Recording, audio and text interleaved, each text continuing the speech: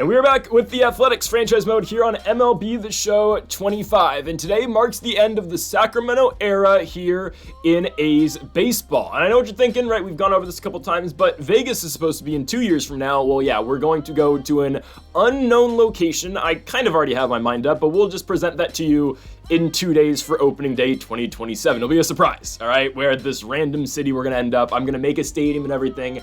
I think it's gonna be kind of cool, and that'll be a 1-year thing. But I'm hoping in our unknown location next season, we are actually a contender, because this year, man, look at our starting rotation. I like Landon Knack, I like DJ Hers a lot, and actually Landon Knack has been phenomenal all season long for us, and Joey Estes too.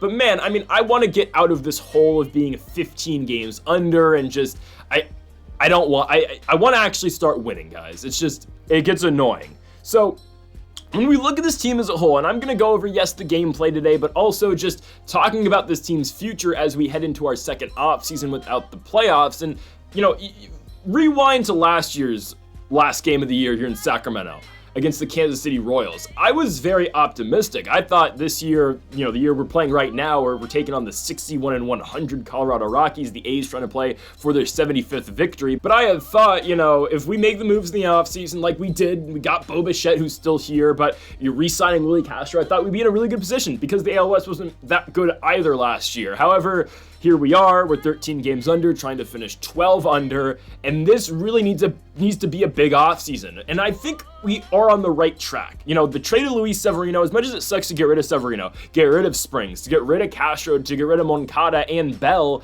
it frees up so much cap room for us. We can go out, and I'm not joking, we are going to go out and try to sign the biggest free agents possible, right? This is no longer the lowly Oakland A's playing in the Oakland Coliseum, which I love, by the way, but we're no longer in the Coliseum, and we're no longer in this AAA field known as Sutter Health Park. We are playing big market baseball from here on out, and I think our next city that we're going to for just one season, I think it is somewhat of a big market, and this is the guy I want leading the charge, Landon Knack. 2.86 ERA, 8-11 record, sure that sucks, but records don't mean anything for pitchers because he got 0 run support all year long. So sit back and watch this Landon Knack masterpiece pitching tonight. Already, first 2 batters, 2 strikeouts, Nolan Jones in the 1-2 pitch, fly out center field, 1-2-3, just like that for Landon Knack. So we're not playing around anymore, right?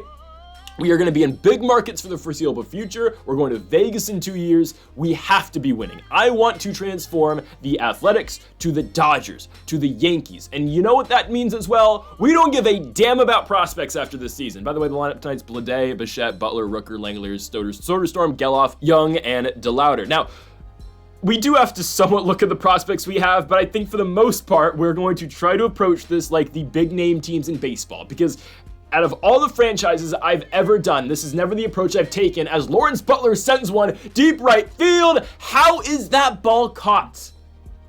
I thought that was a home run. So I think the mindset we need to have is that we are a big name team, as Michael Toglia going to take that one deep into left field. That's going to get down over DeLauder's head. We are done playing around. I am going to be trying to find the biggest name guys we can get, and we are going to be trying to become one of these major league dynasties. I know we can't probably be like the Dodgers and sign all these Japanese talent, but we're going to try to get the biggest name guys. We're going to try to spend the most money. We're going to be very, very profitable in our new locations. So we're going to have a bunch of money to spend in free agency. I'm excited. And right now, we're really not paying anybody all that much money. This is before the Lawrence Butler contract extension. Brent Rooker isn't making all that much. Shea Langeliers isn't making all that much either. We're not really paying anybody. We have Bo Bichette, who's on a $21 million a year deal, which is a lot, don't get me wrong, as Shea Langeliers goes yard. 359 feet off the bat of Shea Langeliers, deep right field. That ball is out of here. It was more of a line drive shot, but nonetheless, Langeliers with his 27th home run of the season puts the Athletics up early here on game 162, 1-0 over the Colorado Rockies. Now to the dish, Tyler Soderstrom on the 3-1 offering. Soderstrom, deep left field. That ball is up. It's got distance, and it is gone. Back-to-back shots for the Sacramento for the last time Athletics. We'll take it. Bully Toledo for Tyler Soderstrom. I don't know what his future holds, I'll be honest with you, and we're going to get to individual positions in a few moments here. But shout out to Tyler Soderstrom hitting that solo shot. Again, though, guys, the pathway for this team going forward is through free agency and by signing big name guys. And we're not going to completely abandon our minor league system, but at the same time, I am not going to be afraid. That's a crazy double play right there. Hard hit ball by Jace Young, just going to be unfortunate right there on the line out. But I'm not going to be afraid to give up some of our prospects. Guys, we have the #1 farm system in all of baseball, and that's cool, right? And that's great for the future. But we're going to Vegas, all right? As Jace Young dives, what a play! Superman, Jace Young. What a play to throw out Zach Veen at first. I'm not going to be afraid to spend. I'm not going to be afraid to trade. I don't want to be good in 10 years. I want to be good right now. Who needs prospects when you can go out and get the big name guys and just always kind of forfeit your farm system? So again, guys in the farm system right now, like, I'm not saying I'm going to trade a guy like Nick Kurtz. I'm not going to trade a Henry Bolte or an Everson Pereira. But if the opportunity arises and there's a deal I like, I might have to make a move. And if the money warrants as well, which I think is going to. So we are trying to play big name baseball now. And I really like the young talent that we have. We can go into the entire lineup now, the entire team. Pitching wise, I get it. We have young pieces like Ryan Cusick. I think the 3 guys I want to bring back next season will leave the rest to be decided on the other 2. The 3 pitchers I want, obviously Landon Knack. I don't think he should be our #1. He's great. ERA was 2 this season. I want an ace. And Landon Knack is really good, but he's going to be even better as a #2. Right now, he is our #1. If I can go out in the offseason and get a big name pitcher, I don't know who yet, we're going to be fine. And it doesn't matter. It can be an older guy too. We just need you to pitch once every 5 days. So that's objective #1. Get an ace, right? And then get another veteran to fill out the rotation. But right now, right, we're going to have Knack returning. DJ Herz is going to return. He's an 81 overall and he's young. And Joey Estes as well, who's been phenomenal. As here's Tyler Soderstrom. He's making the case either for his trade value to get bumped up or to remain with the team next season. 440 feet off the bat of the first baseman Soderstrom, 4-0 A's here in their final game at Sutter Health Park. Soderstrom with his 10th home run of the season. That's a big fly here with 2 outs in the bottom of the 4th. He drives in Brent Rooker in the process. Again, 4-0 A's. And here comes Zach Geloff! Geloff with a no-doubter. I don't want to say it, but I think the Geloff experiment might be over. I don't know. Geloff with a solo shot. It's just, we'll get to him in a second. He's batting .220 this season, but hey, trade value going up. His 8th home run of the season, and yes, a full season with the A's. But Zach Geloff with a solo shot makes it 5-0 Athletics, again in the bottom of the 4th, as the Rockies will now go to their lefty, former starter Kyle Freeland. Okay, so starting pitching wise, we want obviously Knack back, we want DJ Herz, and we want Joey Estes. The objective for us in the offseason, find 2 veterans, 1 ace and 1 mid-rotational guy, and boom, our starting rotation is much better. Relief pitching wise, I actually think we're okay here. Maybe some veterans are needed, but I do like the solid core. I don't think Mason Miller is going to continue to have a horrible season. Or next year, I don't think he's going to have another bad year. Nelson Velasquez is actually the closer right now. He's been doing very well in his rookie season. Mason Miller is the setup man right now. His ERA, if this is anything, did go down from 6 to 5. So good for him. Hunter Gaddis, we're going to bring him back. I like the bullpen role, guys. Tyler Ferguson will be back. And we should be able to bring back as well Jose A. Ferreira. There's guys, sure, some veterans are needed, but I like what we have coming out the bullpen. Now the position players. The outfield is okay. I think Bleday has to come back, and as much as I love JJ Bleday, he's batting .296 this season, almost 300, as this game is now 6-0 Athletics. I don't really want Bleday in the leadoff spot anymore. I want a better guy. I think Bleday is a very good, 6-hitter, 5-hitter.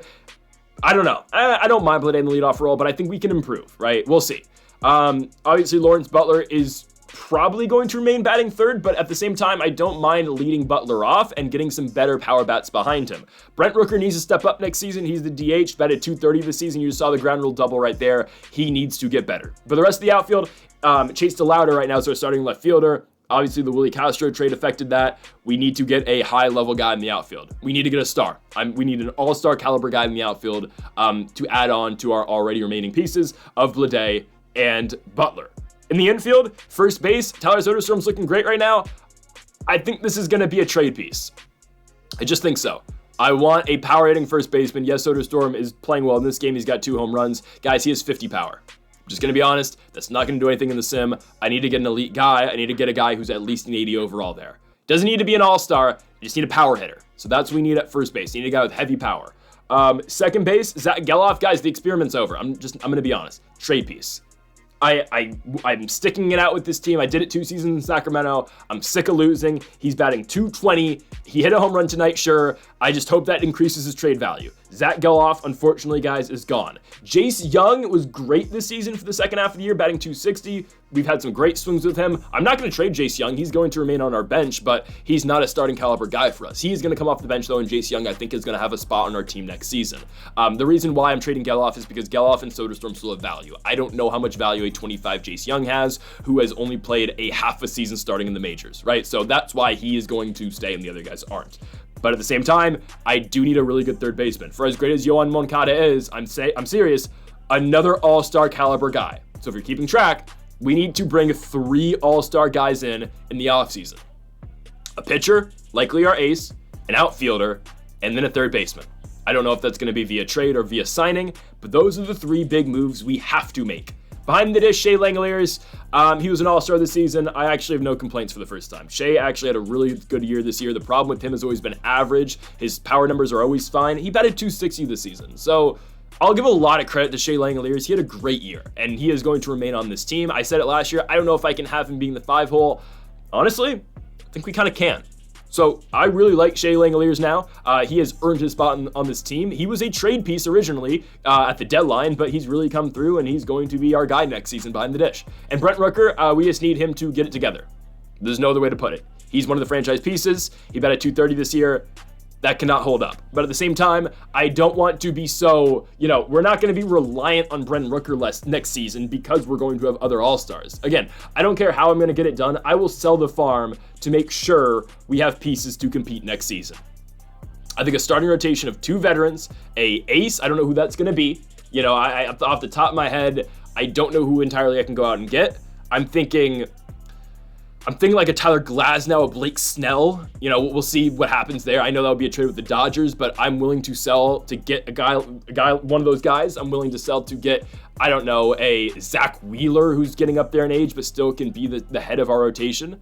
Framber Valdez. We can't get Paul Skeens, but one of those type of guys, right? Hell, a Garrett Cole who's getting older. I know people don't want to pay that contract, but I'm willing to do that. As the A's win, this game wasn't really competitive.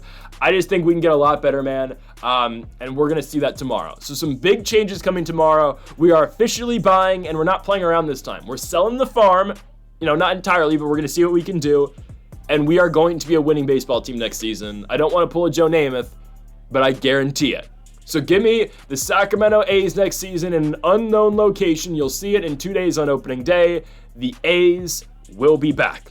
Folks, thank y'all for watching episode number 15 of the Athletics Franchise Mode here on MLB The Show 25. We have bid farewell and goodbye to Sacramento. Moving on to the next in a couple days. Folks, thank y'all for watching, and Mamba forever.